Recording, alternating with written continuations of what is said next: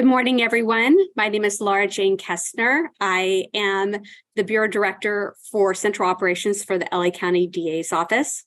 Next slide, please. This is our cohort, and today we're going to talk about how to improve the probation department's delivery of county services to unhoused probationers, building on a theme we heard both yesterday and today. Next slide, please. So the question that was posed to us is how do we improve the delivery of services to unhoused probationers?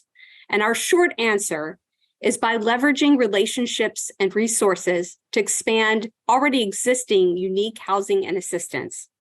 So today we're going to go through some definitions. You may have heard some of them yesterday, but for those of you who are not in this space, we're going to talk about why probation departments should be involved at all. There are other county agencies that work in this area. We're going to talk a little bit about our research, provide 3 specific recommendations, and then have time for conclusion and questions. So a few of the definitions that you might hear today in our presentation. Specifically, you'll be hearing about probationer and PEH, persons experiencing homelessness. So why should the probation department be involved in this at all? Well, the first reason is it's consistent with the probation department's stated mission and vision, and aligned with the core value to provide evidence-based practices and policies. But the second reason is that by providing housing assistance to unhoused probationers, this will lead to reduced recidivism, and that will lead to a better quality of life for not only probationers, but for the community of Los Angeles. So in the process of looking at this issue, we tapped first into our own collective expertise. The 5 of us have decades of experience in the intersection between criminal justice and housing policy. But we also conducted research, tapped into the lessons we learned through this program. We interviewed stakeholders, and then we also went on a field trip, which my colleague Michael Sindel will talk about momentarily. This just gives you an idea of who we spoke to. None of us are associated with the probation department specifically, but we spoke to a judge from the Superior Court. We spoke to Frankie Carrillo, who's president of the Los Angeles County Probation Oversight Commission. And he also has lived experience as a justice-involved individual. We spoke with high-level probation officers, members from ODR, and also persons representing the nonprofit sector. And with this, I'm going to turn it over to Michael Sindel to talk about our field trip. Thank you, Laura Jane. Good morning, everybody. So our group had an opportunity to take a field trip together to Skid Row in order to see firsthand what services are available to individuals experiencing homelessness and how these services or lack thereof impact individuals that are on probation and lack stable housing. And one excellent example and a resource that already exists is the Refresh Spot. And the Refresh Spot is open 24 hours a day and has upwards of 18,000 intakes every month. It's a 17,000 square foot facility located in the heart of Skid Row. It provides the Skid Row community access to, frankly, many of the basic necessities that most of us here take for granted. I think we all came away, with the impression that it was certainly an inspiring facility that are staffed with individuals who are dedicated to this cause. There's a laundry facility, free Wi-Fi, cell phone charging stations, showers, restrooms. And in addition to the people who staff the Refresh Center, there's also numerous nonprofit organizations and other service providers that have partnered up with the Refresh Spot and provide everything from food distribution to clothing, toiletries, and other essential resources. When we visited the Refresh Spot, we were informed that they were in the early phases of partnering up with the Los Angeles City Attorney's Office in the effort to assist individuals with expungements, clearing old citations, and things of that nature. And notably, during the pandemic, this facility was one of the few places that individuals who live in the Skid Row community could actually turn to. It miraculously stayed open throughout the entire pandemic and provided a refuge for thousands of individuals experiencing homelessness in and around the Skid Row community. Individuals who are on probation or parole face significant obstacles in obtaining housing, and the existence of these barriers only increases the likelihood of recidivism and perpetuates a cycle between jail and homelessness. So with that in mind, we wanted to see firsthand what type of supporting housing currently exists or is in the process of being constructed. We were fortunate enough to be given a personal tour of a new housing development called the Lamp Lodge. And thanks to Julie DeRose, who is the Chief Program Officer with the People Concerned, we received a tour of the entire development. The Lamp Lodge is a new development consisting of 82 units that provides permanent supportive housing for individuals experiencing homelessness. There's a wide range of supportive services at this facility, a community garden, a community room, laundry facility. And I was just informed by my teammate that last week, people actually started moving into this facility, which means 80 fewer people living on the streets. You will hear more details momentarily regarding the three main recommendations that our team have, which are to expand doors, to expand the probation mobile units, which would facilitate easier reporting for probationers, and to reinvest in ODR and enhance the type of training that the probation department receives. I'm now going to turn it over to Molly Reisman, who is the Chief Program Officer with LASA. Molly? Good morning, everyone. As Michael said, I'm Molly Reisman with LASA. Our group is excited to dive into our recommendations for improving outcomes for people on probation experiencing homelessness.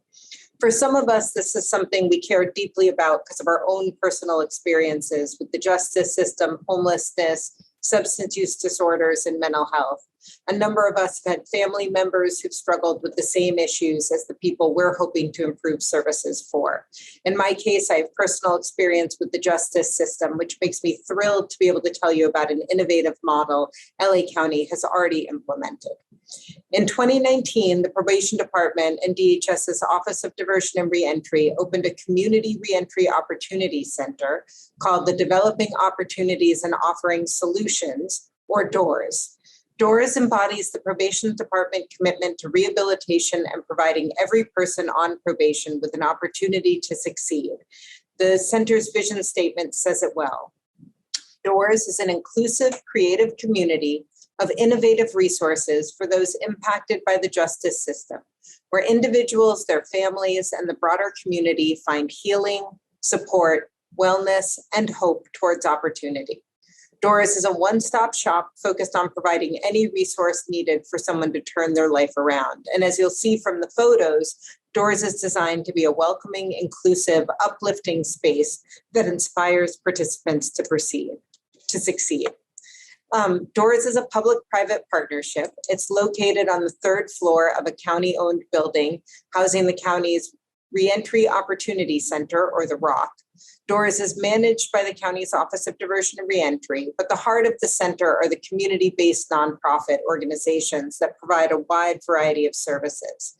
These organizations provide housing support, employment services, legal services, education linkage, reentry, and arts workshops.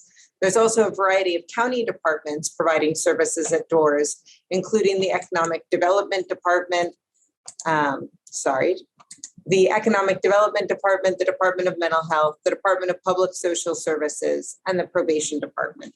The one drawback to DOORS is that despite its innovative and successful model, it's only located at one location at 3965 South Vermont, near the intersection of Vermont and Manchester in South LA. Well, this is a really important location. We recognize that LA County is over 4,000 square miles, and people who are on probation and experiencing homelessness are unlikely to travel to access the robust services available through DOORS. We were excited to learn that the county is working to expand the DOORS program already. The county is trying to identify a location for a second DOORS site in the Antelope Valley, and this is definitely progress. Our group toured a number of programs in Skid Row, as you heard, because we know that Skid Row is a revolving door between our jails and the streets of Skid Row, resulting in a high number of probationers experiencing homelessness in the community. We also found that probation doesn't have any physical presence in Skid Row, so these probationers have to travel to access what's needed. We recommend that the county continue to expand the DOORS model with a focus on communities where there are concentrations of people on probation experiencing homelessness, like Skid Row. And with that, I'm going to turn it over to my colleague, Lipi Shimkata with the Department of Health Services Housing for Health Division. Thank you, Molly. Good morning, everyone. Really nice to be with you in our final day of presentations. I'll be talking to you about the mobile resource vans from the probation department. If we could go to the next slide, please. So what are these vans? They are a fully outfitted mobile resource vans that include services on those vans as they come to these locations. They have Wi-Fi. As you know, I think you heard also Michael say, Wi-Fi is incredibly important as we move into our technological world. And we just heard from other presenters as well about really needing to be able to have access to internet and technology. So Wi-Fi is a critical piece on this van. They also do system navigation. They also have, they allow you to apply for ID, social security cards, linkages to other services. You can check in with your probation officer, which is actually really important, especially what Molly just said.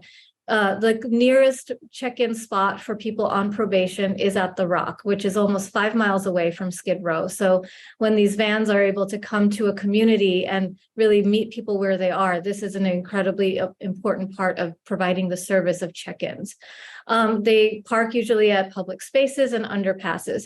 And now who is actually served by this? And this is what was really interesting. AB 109 is a law that was passed in 2011, which really provided a way for people to get supervision out of state prisons. Instead of checking in with a parole officer, they were now checking in with their probation department, who is now taking over the supervision. And so there's a limited number of people who are being served through this AB 109 population. They're people coming from state prison on parole with felony convictions, and this is happening in the community. So what this state law actually required is that there needed to be evidence-based practices to be implemented in our communities so that when people did come out and were being served in the community, things like outreach. So that's why the mobile van is really important, and really delivering these check-in services where people are. So again, you have people living in encampments who can't easily leave those encampments. Their stuff might get stolen. They might not be able to get to a location. So these vans coming to a location is so important for people to be able to fulfill their requirements of probation so they're not recidivating again and having to go back to jail or prison. Next slide, please. So where do these vans go? There's only 2 vans at this time. There are 5 locations, one in Long Beach, one in Skid Row. They do go once a month, one to Pomona, and once a month in Antelope Valley, and once a month in Pacoima. Again, they're delivering these services to these critical areas. But again, it's only 5 locations in the county. As Molly mentioned, we have 4,000 square miles. There are a lot of people on probation who are probably also experiencing homelessness that are not all located in these 5 locations. Next slide, please. And so what is needed? What we're really recommending here is that there be more vans across the county and expand the population eligibility. Right now, there are only people who are enrolled under the AB 109 program that have access to these vans to be able to do a check-in with their probation officer. There's a whole other section called the Adult Core program, where there are other felony probationers who don't have access to this level of service but could use it. Also, better communication to alert clients about the van's whereabouts. Right now, it's really about word of mouth, and the van tends to move from different locations each month. So being able to locate them and find them is incredibly important. And collaborating with partners to deliver those tailored services. There are a number of other partners at the probation offices that we feel could be leveraging other services, especially Department of Mental Health, Department of Public Health with their substance use prevention services. So really making sure that the collaboration is tight and that they're delivering those services in the community. And the last one, which really speaks to what Michael said earlier, investing in the flexible housing subsidy pool at the Department of Health Services. This allows local funding, local dollars that are flexibly put into permanent housing options so people can access permanent housing. So the Lamp Lodge is a really good example of that, where there's flexible housing subsidy pool funding, which allows people with different types of criminal justice histories to still be able to be permanently housed. You'll find that federal programs often leave people out who have criminal histories, and so they would not be able to get permanently housed.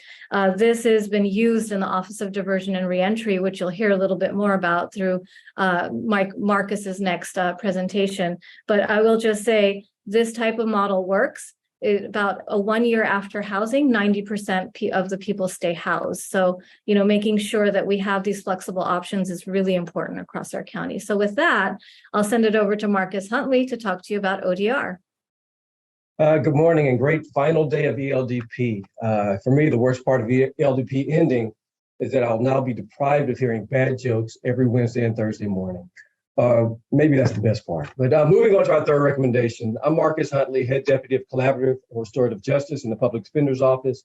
Our third recommendation is to reinvest in the Department of Health Services Office of Diversion and Reentry, also referred to as ODR. ODR provides housing and supportive services to probationers suffering from mental health and substance use issues instead of continued incarceration. While other LA County agencies are also responsible for assisting people experiencing homelessness, it's the probation department who is best situated and has the opportunity to provide a unique array of targeted services and housing options for unhoused probationers. One of the greatest post-graduation benefits of ODR is that the program can provide lifelong stable housing and supportive services. Furthermore, ODR directly supports one of the Board of Supervisors' board priorities, care first, jails last. And this restorative justice model reshapes a decades-long punitive model that has been followed by many jurisdictions. Next slide. ODR was created in 2015 by the Board of Supervisors with a mission to implement countywide criminal justice diversion for persons with mental and/or substance use disorder, provide reentry services, and reduce youth involvement in the justice system. ODR also seeks to provide permanent supportive housing for these individuals. ODR is unique in that probation officers work closer with and have a different relationship with the probationers than they would following the traditional model of supervision. Some may even call it a less stringent but more involved model of supervision.